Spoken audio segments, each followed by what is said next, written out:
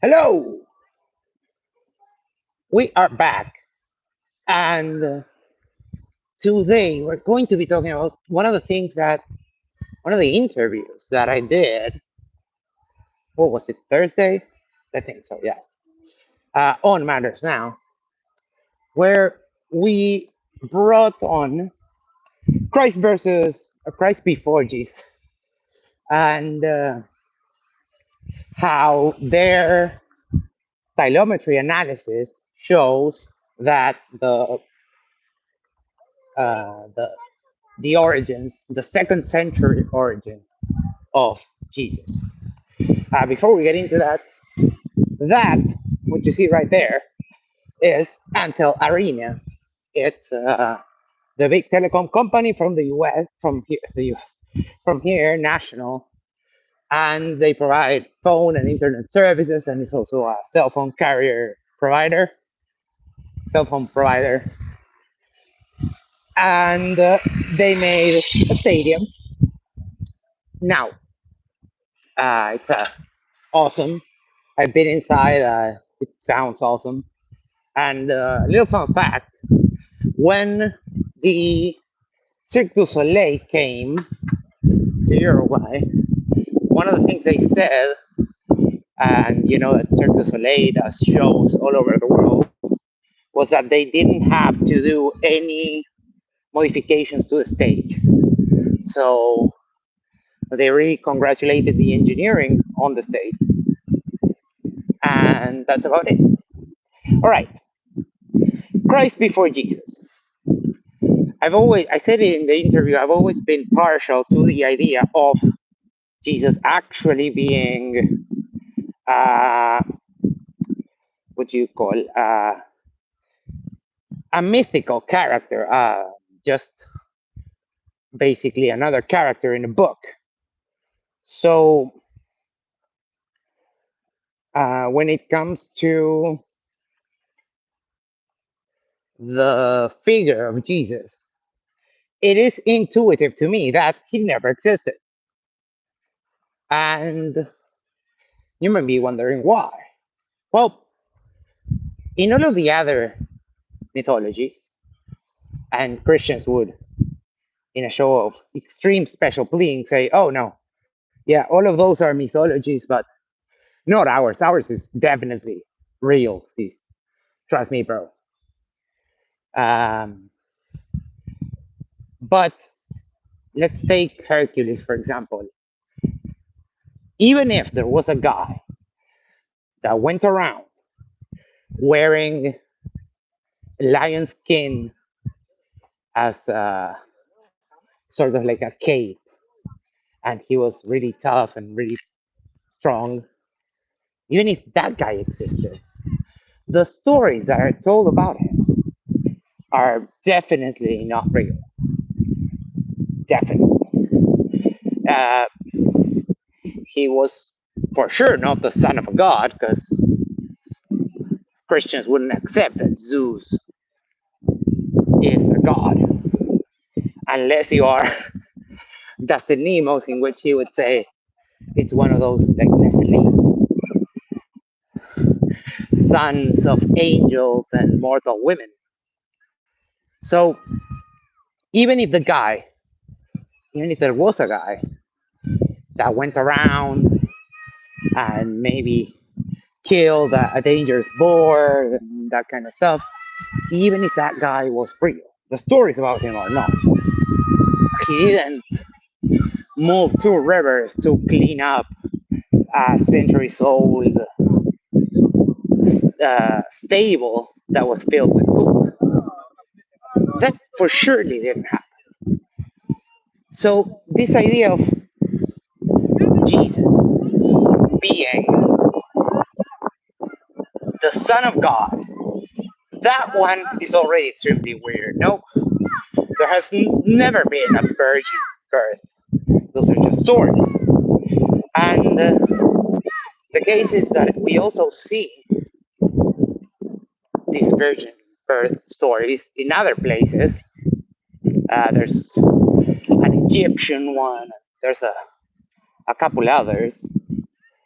Uh, But mostly, for example, if we continue with the Greeks, mostly there was Zeus coming in disguised as something else, a dove, a golden shower, wink, wink, uh, and having his way with a mortal woman to produce demigods. But that is too pagan for the Christians. So they made up something else. And what's that other something else? Oh, there's a concert today. So got distracted. And what would that other something else be? So they created a virgin birth. But even in the different gospels, the stories evolve from one gospel to the next. It's what religious people refer to as Christology. So the Christology, or the character of Jesus, his characteristics, his powers, his story, change from one gospel to the next. So they are divided into the three synoptic gospels, which are the first three ones, and the Gospel of John, which, according to scholarship, is influenced by almost certainly by some other source material. Sorry, source material, right? So the idea that Jesus was not an actual guy, or at the very least that he was a guy that got extremely mythologized, on the vein of, for example, uh, who we think about, on the vein of, I don't know, Alexander the Great, or Achilles, or so many. One that I like because he's kind of modern is Niccolo Paganini, who was a violinist, and he was mythologized while he was still alive. So while the dude was hanging around, just like playing his violin, people were going around and saying that Niccolo Paganini had sold his soul to the devil in order to be that good. So we have examples of so much of this happening everywhere else. And the Christians will go like, no, no, no, that's just the devil making it look like that. So you doubt Christianity. But what is it more likely that this is just a heavily mythologized story of maybe an apocalyptic creature that was going around and just got turned into stories that got told and told, and then 2 centuries later, uh, people wrote them down in the way of the book of the 1001 Nights, or that this is totally real and we're totally serious. So this idea of the second century authorship of most of the New Testament is quite good. I really liked it, and I hope that they can get a bit more traction on their work and on the research, uh, because it is fun. Would it change anything? And I don't think so, because even if we kind of confirmed that this dude never existed, the most likely scenario is that Christians will still be Christianing, and that no matter what the evidence is presented, I'm thinking of debates on whether this God exists or not. No matter how much evidence is presented, it will probably not change a damn thing. But, oh, CK, hello. Thank you for being here. Um, so now we jump a little bit to Muhammad. And I was watching a lecture from a guy who has a master's degree in Islamic studies and is also a master's in what is called polemics. And you may be wondering, what the hell is polemics? Well, polemics is actually the formalization of the counter apologetic movement. So this guy has a degree in that, and he's actually the only person that has a degree on that field because it's not a field that is regularly taught in universities. Oh shoot! I just saw a huge thunder in the horizon there. So this guy has his degrees, knows the Quran inside out, speaks Arabic, or at least can read Arabic, and he's a Christian. So here's the caveat. I think all of his points are valid, and his criticism is valid. The problem is that this guy has no idea that he's doing the exact same thing that the Muslims do when it comes to their own beliefs.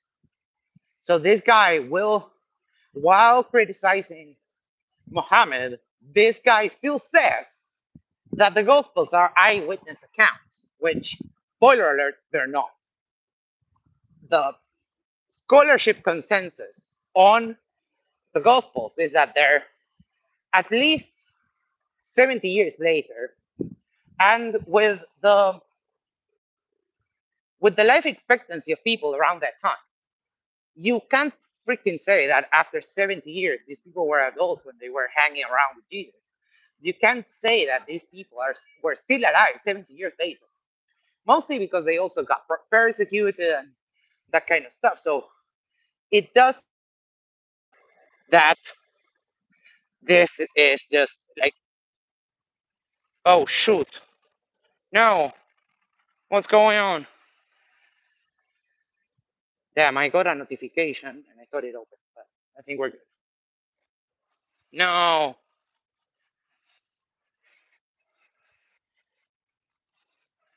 damn, wait, no, I'm hearing. Hold on. Okay, let me do that. Because I got the notification that Jaren is live right now, and I kind of swiped it, but I messed it up, and it opened. So now I'm hearing Jaren's stream in my headphones. Ah, where was I? Yes. Okay. So this guy is heavily biased, right? But the points that he makes, if you abstract his personal biases from the equation, the point that he makes is valid.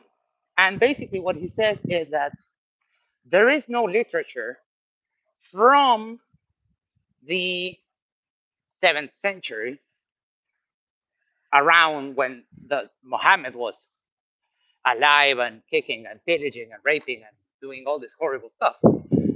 There is no literature that confirms.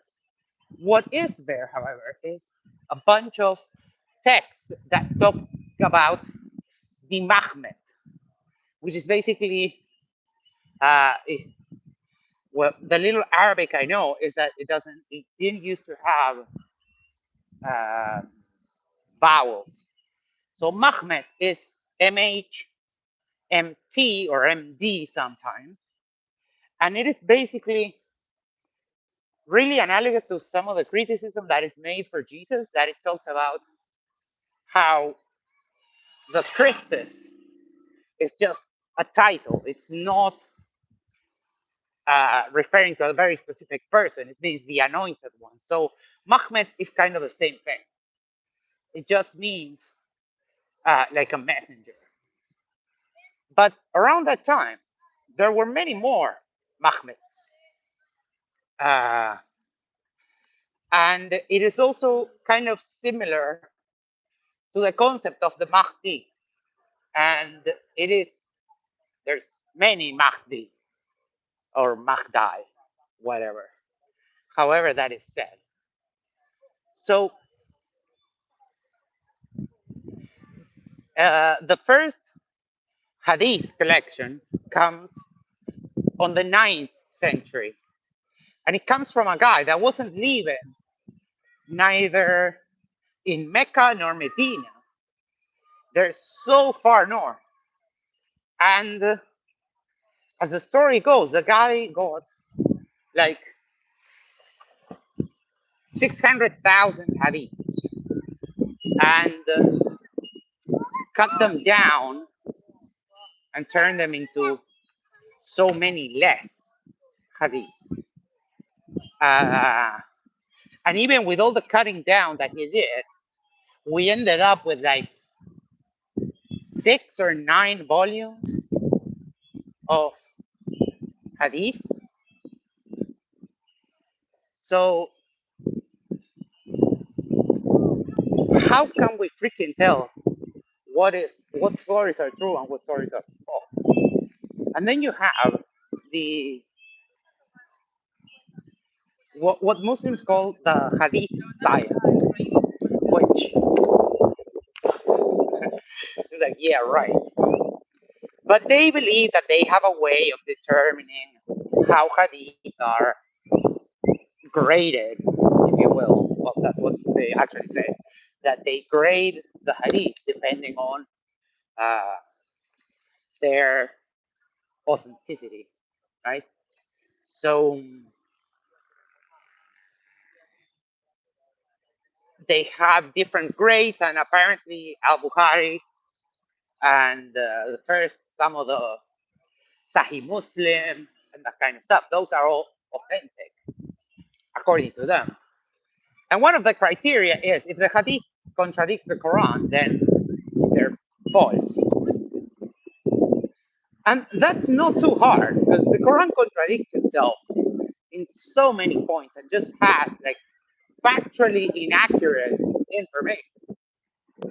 For example, one of my favorites is that the Quran confuses Mary, mother of Jesus, with Miriam, daughter of Moses. And they think it's the same people. There's also hadith that, this is not Quran, this is hadith, but that they kind of considered Mary a part of the Trinity in just like a complete and utter display of ignorance of what the Christians believe.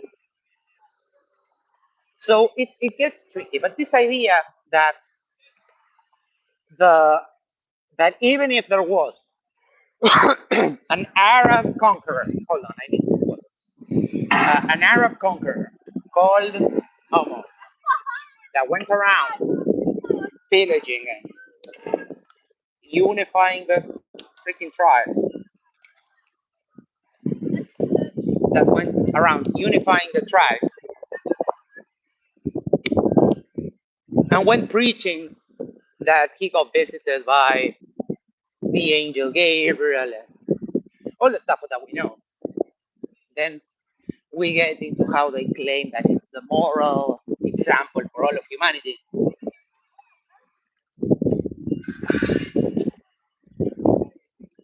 Um,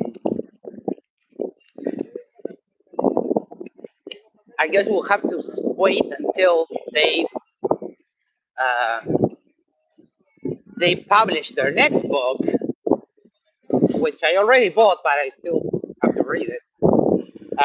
Until they publish their next book and they do their research on the Quran and the Book of Mormon and that kind of stuff. But my idea would be that the same thing happened. There was this dude went around Arabia, united the tribes with the help of what he had seen or what he had learned about the Christians and the Jews on how, with a book, they were able to unify and basically codify the laws of the place, which is it's pretty much my take on what the Bible the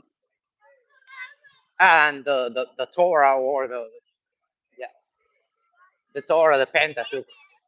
So during this time, during ancient times, they didn't have lawyers. They had the law was codified into the sacred text, and that's where they got their social cohesion from. So instead of saying uh, you shouldn't steal because it's illegal, it's you shouldn't steal because God said so, and we will chop off your head.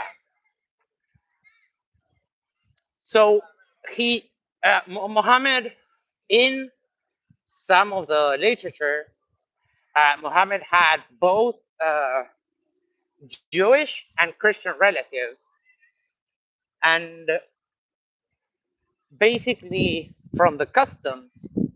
Oh, and of course he was like a caravan trader, so he probably knew how other cities were going around, were being ruled, and the social structure was being held by the belief in these books. So I don't know. It does seem like he saw that and he created a new one, a new mythology to unify all the people of his surroundings. And from that is that we get the text of the Quran. Uh, there are so many stories that become problematic in the sense of we have the apostate scribe. Oh shit, more thunder. The apostate scribe, who was apparently one of the dudes that went around with him and was writing the stuff for Muhammad, and then apparently one day he said something, and Muhammad was like, "Oh yeah, put that in." And the guy was like, "Wait, did I just have a revelation like Muhammad did? Am I now also a prophet?" So this scribe did apostasy, just left Islam, and probably got killed. I don't remember exactly like the details of it, but it typically happens that if you do the apostasy laws, if you leave Islam, you get your your head split from your neck. Um, so there are many things that are inconclusive when it comes to these characters, these books, and everything. And you just have to take it on faith on what those texts say, which I don't really have a problem with that. The problem is when you have people coming around and saying, "Oh yeah, evolution is false because my book says so, and because God created the God created the universe and then created the earth, and the Stone Age lasted approximately a week." Shout out Dustin Nemos. So I don't know. It does seem so far fetched, uh, and scholarship frowns so hard on the face of the mythicist position, and they cover that. Christ before Jesus covered that on our interview, where um scholars have been reaching out to them, basically saying that they can't actually make their positions known to the wider audience because uh, if you're a teacher at a Bible college, your objective audience, let's say, or students, are religious. So you can't just tell them, "Hey, your sacred figure here, just a character." That would unless you have like tenure, that would probably get you demoted or kicked out and ostracized from the um, larger community, I would say. But these thoughts are interesting. My inclination is that yes, this that even if the base character existed, that everything else is heavily mythologized, and there's probably not much truth in the stories. All right, um, let me show you that.